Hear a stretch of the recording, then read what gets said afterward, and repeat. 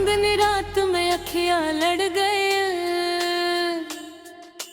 धीरे धीरे दिलवा फिसल गए। तोहरे हंसी पे जान हम हार गए नी, प्यार वाला रोग आके मार गए नी। तोहरे चुनरी के खुशबू हवा में, दिलवा उड़ला सजनी दुआ में। हाथ पकड़ के बोल से धीरे, साथ निभाइब जन्म जन्म रे। लुलिया बेहतर मांगे हो सजना, दिलवा तोहरे संगे हो सजना। रूपवा तोहार बिजली गिरावे, देख के दिलवा डोले रे सजना। लुलिया बेहतर मांगे, प्यार तोहरे से मांगे। रात भर बाहों में राखस, दिल एह फरियाद मांगे।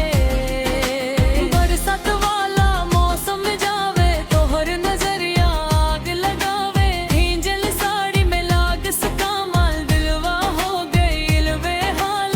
गोर गोर गाल पे पानी के बूंद देख के हो जाला दिलवा सुकून। कमरिया तोहार करे इशारा, मर जाइल तोहरे पे दोबारा।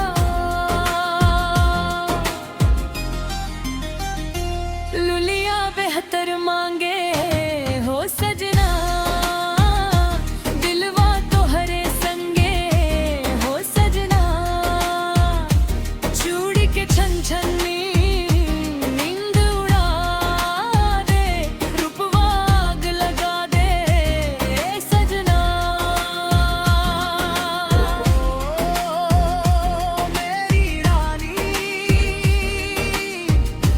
तू ही कहानी, दिल के दुनिया में बस गई लू तू। सांस में तू, एहसास में तू, हर धड़कन में बस गई लू तू। गोरी तोहर चाल निराली, जैसे हो मुंबई वाली। लिपस्टिक लाल कमाल करेला, आशिक के बवाल करेला। मोबाइलवा पे फोटो तोहार, दिन रात देखे दिल बेकरार। स्टेटस पे नाम लिख तोहार, तू ही हमर पहला प्यार।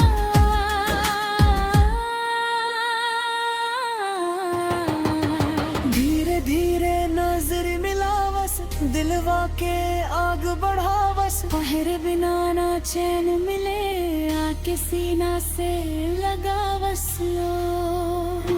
सच के जब तू सामने आवस, पूरा मोहल्ला देख रह जावस। काजर वाली अखियां जाल ले, मुस्की देख दिलवा चुरा ले। तोहरे खातिर लड़ जाए दुनिया से, रहब साथ हर घड़ी छैया से। मांग में सिंदूर सजाइब, तोहके रानी बनाइब।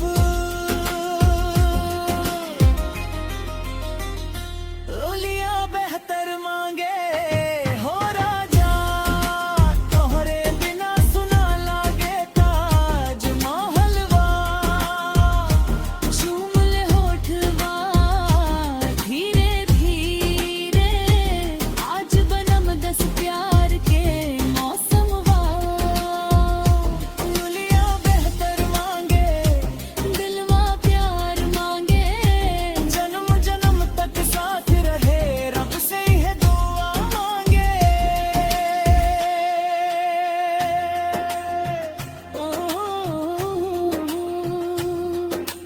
तोहर प्यार में पागल बानी,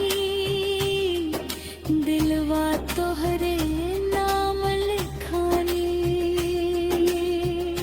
लुलिया बेहतर मांगे, बस तोहरे संग जिए के